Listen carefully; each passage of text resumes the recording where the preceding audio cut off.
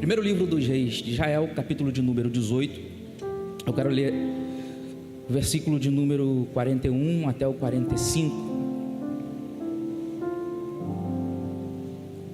E Elias disse a Acabe: levanta-te, come e bebe, porque há som de uma abundante chuva. Assim Acabe subiu para comer e beber. E Elias subiu até o cume do Carmelo e se lançou sobre terra, e pôs a face entre os joelhos, e disse ao seu servo: sobe agora, olha em direção ao mar. Ele subiu, olhou e disse: não há nada. E ele disse: vai novamente 7 vezes. E sucedeu na 7ª vez que ele disse: eis que lá se levante uma pequena nuvem do mar, semelhante à mão de homem. E ele lhe disse: sobe. E disse a Acabe: prepara a tua carruagem e desce, para que a chuva não te pare. E sucedeu, entretanto, que o céu ficou negro com nuvens e ventos, e houve uma grande chuva, e Acabe montou e foi até Jezreel. E você diga: glória a Deus. Vem para cá.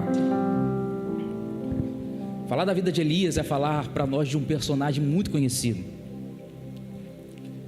Elias é para nós um referencial, a saber, principalmente pelo capítulo de número 18, onde vai tratar do episódio do Carmelo. Elias vai aparecer dentro do contexto bíblico de uma forma um tanto quanto inusitada, ou por que não dizer de uma forma inesperada. Elias, diferente dos outros profetas, a saber, como Daniel, Jeremias, até mesmo Ezequiel, Elias, ele não é alguém que é precedido por um profeta na sua família, um sacerdote na sua linhagem, ou até mesmo alguém que é anunciado, preparado para que fosse se apresentar diante do povo. O texto, no capítulo de número 17, a partir do primeiro versículo, simplesmente diz que apareceu Elias, o tisbita, homem que veio para profetizar. Elias aparece no cenário onde Acabe está reinando sobre Israel, Samaria. O contexto histórico daquela época, o contexto espiritual daquela época era um contexto de idolatria, um contexto de perdição, um contexto onde do reinado provia a idolatria, que de certa forma desaguava por todo o povo e por toda aquela nação. Só que Elias é levantado por Deus como um arauto para profetizar. Elias não é alguém precedido pela sua família por ser profeta, por ser sacerdote, como os exemplos já aqui citados. Mas o texto revela, e a fala de Elias deixa claro, que Elias tem vida de oração. Elias pode até não ter a família profetas, Elias pode até não ser filho de sacerdote, Elias, de uma forma mais coloquial, possa não ter alguém que o leve a chegar, mas o texto mostra que Elias tem uma vida de oração com Deus. Isso aqui, gente, é impressionante, porque quando fazemos um paralelo da vida de Elias e aonde Deus o levou para a vida de outros profetas, nós conseguimos entender que a oração tem o poder de nos levar a locais aonde nós nunca imaginamos que poderíamos chegar. Não há uma declaração sobre aqueles que vieram, antecederam a Elias, mas há um texto claro mostrando aonde Deus fez Elias chegar. Isso aqui faz nos pensar sobre aqueles que nos antecedem, porque talvez muitos de nós, pastor Luciano, entramos para o contexto da igreja, começamos a ouvir palavras proféticas ao nosso coração, Arthur, e o nosso coração começa a pesar e pensando: como posso eu viver uma vida plena em Deus? Como posso eu obter sucesso na minha vida? Como posso eu ter êxito nos meus planos, nos meus projetos, se afinal eu não tenho quem me possa levar? Eu não tenho, como bom carioca gosta de dizer, o que ir, quem indique. Mas eu olho para esse texto e eu vejo que Elias nos mostra que onde não tem alguém para indicar, tem a oração que pode levar. Aonde não tem uma mão que leva, tem os joelhos que nos faz chegar. Aonde não tem uma indicação que abre portas, tem um Deus que se levanta dos céus para abrir as portas em favor da minha e da tua vida. E eu quero usar este momento aqui, já liberar uma palavra de Deus ao teu coração, aonde talvez os teus pais não conseguiram chegar, talvez aonde os teus familiares não conseguiram conseguiram chegar. Muitos talvez entraram aqui debaixo de uma palavra que não teriam sucesso na sua vida sentimental, porque os céus também não tiveram. Muitos entraram debaixo de uma palavra dizendo que não teriam sucesso na vida profissional, porque os teus também não tiveram. Mas eu trago uma palavra de Deus para a tua vida aqui nesta noite. A oração quebra todo jugo contrário. Ela vai te fazer chegar aonde os teus pais não puderam chegar, aonde os teus familiares não puderam chegar, aonde os teus tios não puderam chegar. A oração te fará chegar. Elias chega a lugares grandes, não porque alguém o leva. Elias chega a lugares grandes porque Elias tem vida de oração. Ele chega diante de todo aquele povo e diz: de acordo com a minha palavra, diante da presença do Deus a qual eu estou. Então Elias revela intimidade. Não haverá chuva nem orvalho. 3 anos e meio é o período ao qual cessa-se a chuva. O engraçado é que a idolatria de Acabe, um dos principais deuses, era Baal. Todos nós somos sabedores que era conhecido por ser o Deus que controlava a meteorologia, o tempo. Só que Elias aparece para trazer aquilo que a profecia de Elias, ela tem um tom desafiador. Não haverá chuva nem orvalho. Afinal, se a crença idólatra era de que Baal governava as estações, Elias vem trazer uma palavra profética para mostrar que Baal não tem um poder, mas é que Deus que tem poder sobre os céus da nação. A nação, por ser um povo semita, vivia da terra, daquilo que plantava, dos animais que estavam no campo. A água era fator primordial para que tudo funcionasse. A ausência da água logo acarretaria numa crise, pois não tendo água, as terras estão secas. Não tendo água, não tem produção. Não tendo água, os animais com o tempo começam a se desidratar e vão à morte. Não tendo animais, não tem alimento. Não tendo animais, não tem pastagem. Não tendo animais, não tem recursos para que o povo possa subsistir. Então, a profecia de Elias, ela parece que vai trazer, fechar os céus. Ela fecha os céus diante daquela nação, porque Elias está dizendo: eu estou diante de um Deus que tem o poder de fechar os céus. Talvez alguns vão olhar e vão pensar: como pode Deus fechar? Se não é Deus que abençoa, como pode Deus cerrar os céus?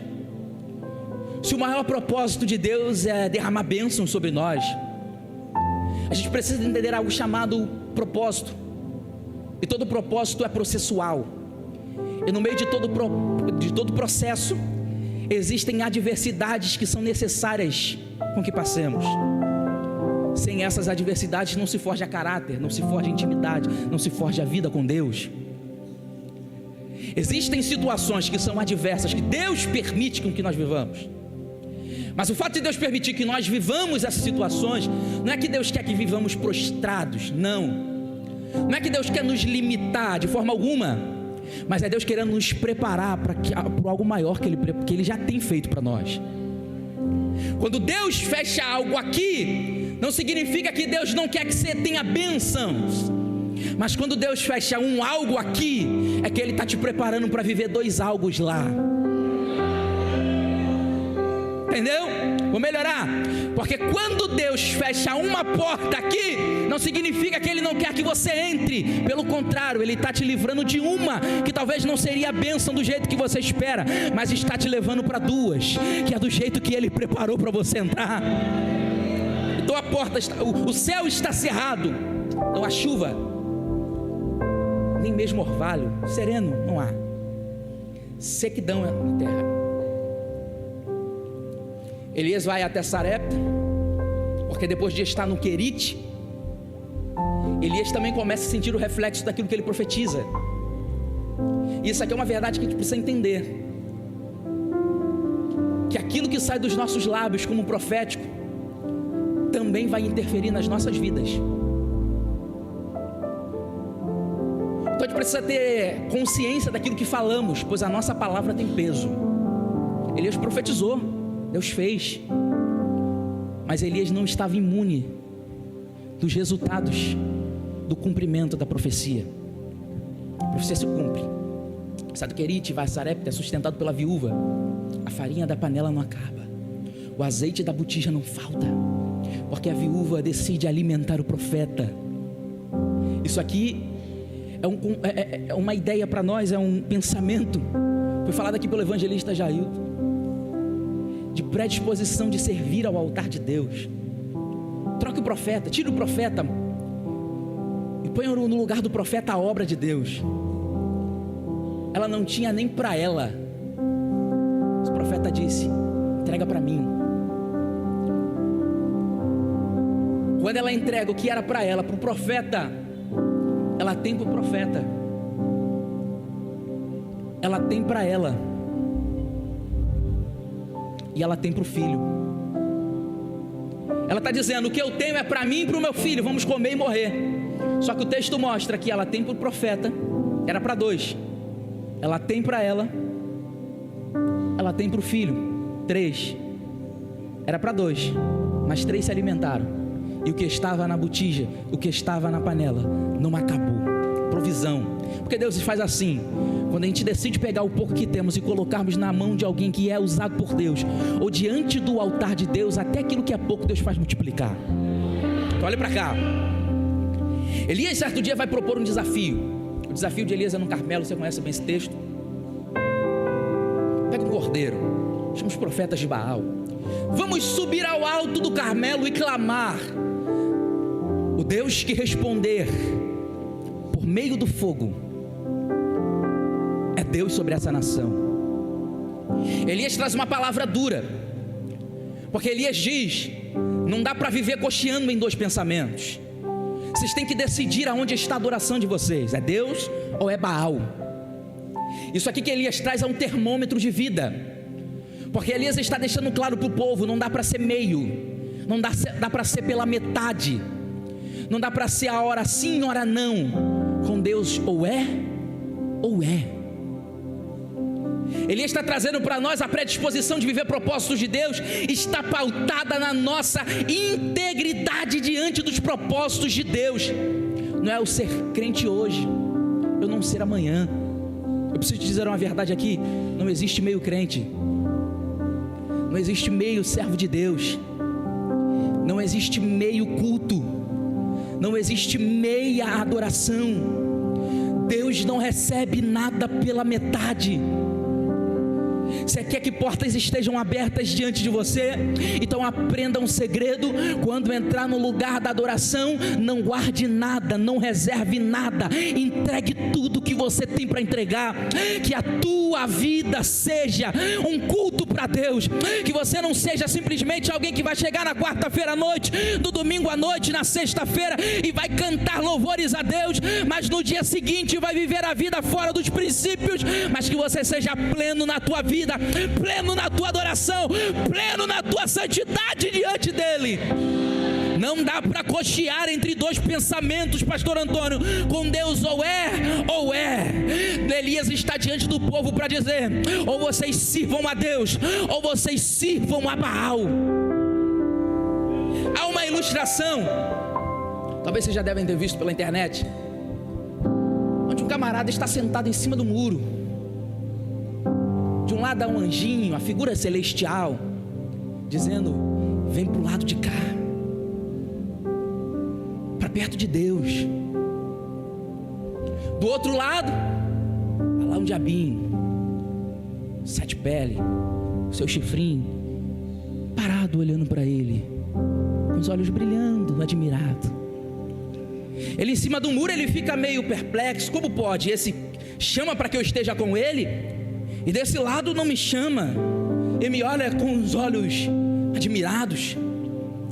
Até que, não satisfeito em ver aquela situação, ele pergunta para a figura demoníaca, dizendo: por que ele me chama para estar perto dele, sair do muro e estar lá, e você não? A resposta é clara: porque estar em cima do muro é estar também do meu lado. Eu aprendi uma verdade: o indeciso já se decidiu. A partir do momento que você decide não tomar uma decisão, você já tomou a decisão de não decidir.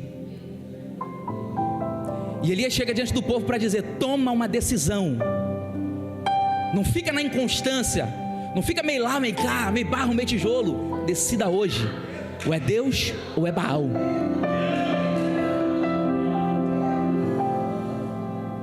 Olha o culto. Cada um pega um novilho, um cordeiro, um novo. Elias diz: vocês adoram a Deus de vocês, sacrificam a Deus de vocês. Quando vocês terminarem de sacrificar o Deus de vocês, se ele não tiver respondido com fogo, inicie. Você conhece bem a história. Elias até usa da situação para ser um tanto quanto sarcástico, porque eles começam pela manhã, já é entrada da tarde, eles estão se autoflagelando, gritando, clamando a Baal. E Elias, de forma sádica, vai dizer: clame mais alto, talvez Baal não escute. Grite, talvez Baal esteja dormindo. Espera mais um pouco, porque talvez ele esteja retornando de alguma reunião. Clame mais alto a Baal. Até que o momento que Elias decide clamar, eu peço um pouco de atenção nisso aqui. Elias decide entregar agora a sua adoração. Ele pega o cordeiro. As etapas que Elias vai concluir antes de realizar o sacrifício diante do altar de Deus, a primeira coisa que Elias faz é restaurar o altar. Não adianta clamarmos por fogo se não tem altar restaurado. Quando eu falo de altar, eu falo de coração. O altar daquela época estava quebrado, as tribos divididas. Elias reconstrói, porque Elias está mostrando que a plenitude de Deus se manifesta onde há união. Elias vai ao redor do altar, cava uma vala, pega 6 talhas de água e joga sobre o cordeiro que está no altar. Mas espera lá, o desafio é o Deus que responder com... Você me ajuda a pregar? O Deus que responder com... O que é que tem o poder de apagar fogo? Elias põe a água sobre o altar para clamar a Deus que mande fogo. A depender da matéria que você jogue água, você umedecendo a matéria se torna impossibilitada de receber combustão.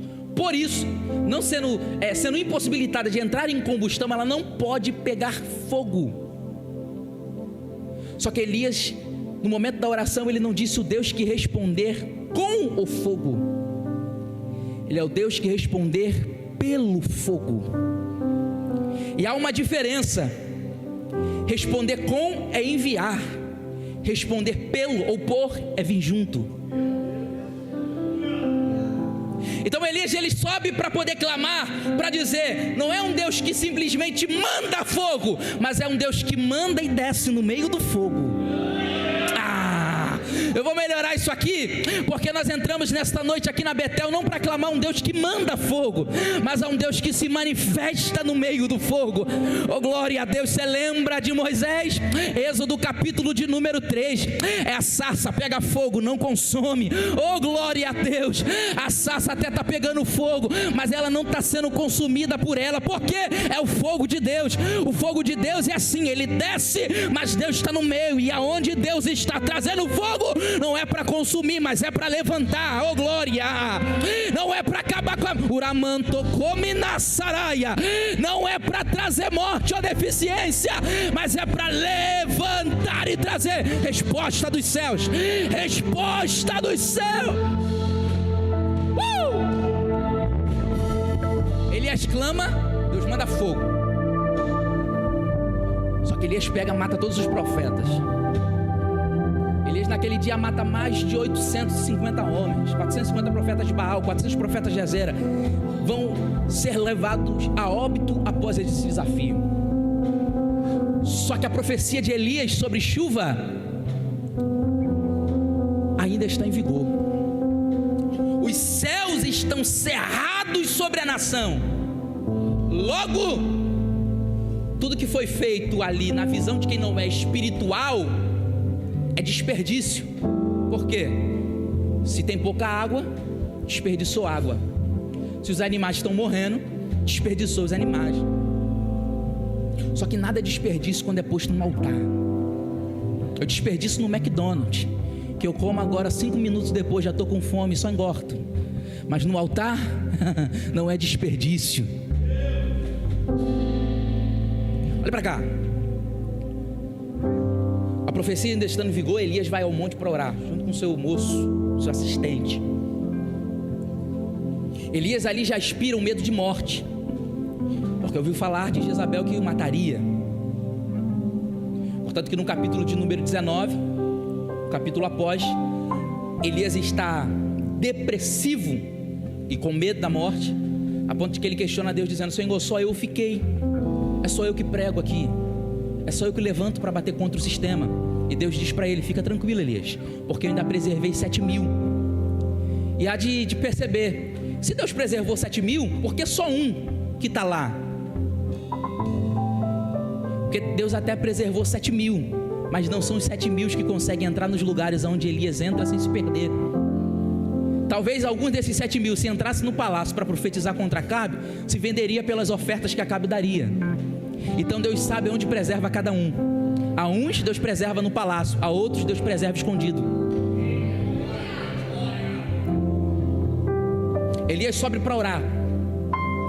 Quando Elias sobe para orar com seu moço, ele diz: olha, vá até o ponto do monte, até a ponta do monte, e veja, me diga o que você vê, porque eu escuto barulho de chuva. Note bem a fala de Elias: eu escuto o barulho da chuva.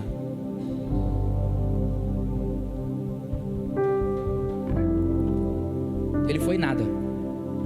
1, 2, 3, 4, 5, 6, nada. Só que na 7ª vez, quando ele vai, ele volta para Elias para dizer: olha, eu vejo uma nuvem, mas essa nuvem ela não é tão expressiva. Ele é enfático em dizer: eu até vejo algo, mas o que eu vejo não é tão expressivo. É semelhante à mão, ao tamanho da mão de um homem. Elias imediatamente levanta e diz: é isso. Desce para Acabe e diz para ele: vai chover. Uau, gente, uma nuvem do tamanho da mão de um homem. Qual é a probabilidade de uma nuvem desse tamanho ser capaz de suprir a ausência de 3 anos e meio de chuva de uma nação? 0. Só que o X da questão não é a nuvem. O X da questão é aquilo pela qual ela se assemelha a uma mão. Porque isso aqui é para quem é espiritual, para poder entender. Porque 6 vezes ele vai e nada percebe, Eric. Só na 7ª que ele pode. Mas Elias, desde a primeira vez, já escuta o que está acontecendo. O moço até não vê, mas Elias já ouve. Isso aqui é coisa de crente, gente. É ouvir aquilo que ninguém ouve, ver o que ninguém vê, enxergar o que ninguém enxerga, acreditar no que ninguém acredita. Eu coloquei na bio do meu Instagram já há alguns meses: eu vou caminhar por fé, mesmo que eu não possa ver. Isso aqui é fé. Elias está orando, e quando ele ora, ele escuta, e por escutar ele diz: vai lá. Só que quando ele diz para alguém: vai porque eu escuto, a resposta que vem para ele é: você escutou, mas não está acontecendo nada. 6 vezes Elias escuta isso. Você está até ouvindo, mas eu não estou vendo. Você tem fé, ok? Você está dizendo que Deus falou contigo? Ok, falou. Mas é aquele ditado popular: contra fatos não há argumento. Você está dizendo que vai chover, eu olho para o céu, não vejo nada. Elias, o que você está ouvindo não retrata com a atual realidade. E é isso mesmo. Porque a vida do crente é viver por fé. Elias está ouvindo o que vai acontecer antes mesmo que aconteça. Porque Elias não precisa ver para crer. Simplesmente o que o céu lhe comunica é o suficiente. Você pegou isso aqui para a tua vida? Eu vou melhorar. Você não precisa ver acontecer para crer. Simplesmente aquilo que Deus fala a teu respeito já é o suficiente. Mas olha para cá, alguém vai dizer: você está falando que vai dar certo, você está falando que vai crescer, que vai prosperar, mas já são 2 anos de empresa, 5 anos de projeto e nada está acontecendo. Fica tranquilo, se você ouvir o céu falar contigo, uma hora vai, nem que seja na 7ª, mas se o céu falou, vai acontecer.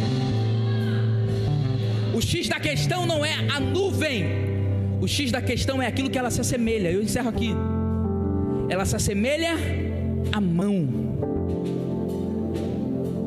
Quando o moço vê isso, É o texto querendo deixar claro para nossas vidas que não é a nuvem ou a chuva que provém dela que traz provisão para a terra, mas é a mão de Deus. Quando Elias profetiza dizendo que não haveria chuva nem orvalho, era como se a mão de Deus houvesse sido retirada. Mas quando Elias escuta que o céu já está comunicando para ele que vai chover, ainda que ninguém tenha a capacidade de ver, Elias acredita nisso, era porque a mão de Deus estava retornando. E quer um recado de Deus aqui para a tua vida? Eu encerro a minha mensagem. Aonde a mão de Deus chega, a provisão acontece. Não, me levante mais das mãos e receba isso aqui com fé. Aonde a mão de Deus chega, tem resposta, provisão, tem crescimento, tem chuva. Olha para cá, escuta essa verdade aqui. Aonde a mão de Deus chega, até o que estava parado há mais de 3 anos vai funcionar. Aonde a mão de Deus chega, até o que estava para decretar falência vai crescer. Aonde a mão de Deus chega, até a porta que já estava fechada, pronta para bater o cadeado, vai ter que se abrir, vai ter que se abrir, vai ter que se abrir. Coloque-se de pé. Vai ter que se abrir. Quero que você feche os teus olhos. Quero que você saia daqui nessa noite autorizado a ouvir aquilo que o céu tem para falar contigo. Você não entrou aqui simplesmente para mais uma noite de quarta-feira, mas você vai sair daqui nessa noite como Elias, dizendo: tá ouvindo? Eu estou ouvindo, o céu está dizendo, vai acontecer. Alguém vai olhar para você e vai dizer: você está maluco? Eu estou maluco mesmo. É porque Deus falou comigo na quarta-feira à noite na Betel, que Ele vai abrir as portas, que a mão dEle está sobre a minha vida, que a mão dEle está sobre a minha casa, que a mão dEle... Eu quero que você feche os teus olhos.